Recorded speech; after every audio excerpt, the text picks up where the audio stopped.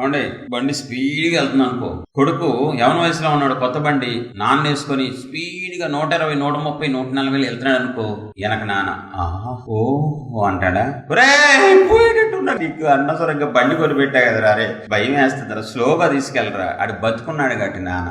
అది శవం అనుకో, చచ్చిపోయాడు అనుకో, ఇలా భుజం మీద వాల్చి ఎంతలో తీసుకు 150 కదరా 550 తీసుకెళ్ళి, బ్రతుకున్నవాడికి భయం వేస్తుంది. నీకు భయం వేస్తుంటే నువ్వు బ్రతుకున్నట్టు ఆత్మలో, లేదా నువ్వు చచ్చావు అనమాట. ఎన్ని వాక్యాలన్నా అమ్మో దైవజనుల ద్వారా దేవుడు మాట్లాడుతున్నారంటే, రిపీటెడ్ గా అగ్నిగుండం నువ్వు పోతావు అంటున్నారంటే, బాబోయ్ బైబిల్లో కొంతమంది భక్తులను చూడండి, కొంతమంది వ్యక్తులను చూడండి, వాళ్ళు భయముతో ఒరికారని ఉంటది, కొన్ని రోజులు భయంతో ఉన్నారంట. పరిస్థితిని బట్టి ఎలా అయిపోయిందంటే చచ్చిన స్థితిలోకి నువ్వు వెళ్ళిపోయావు. మాట చెప్పాలంటే నీ శరీరం బ్రతుకుంది, ఆత్మ చచ్చిపోయింది.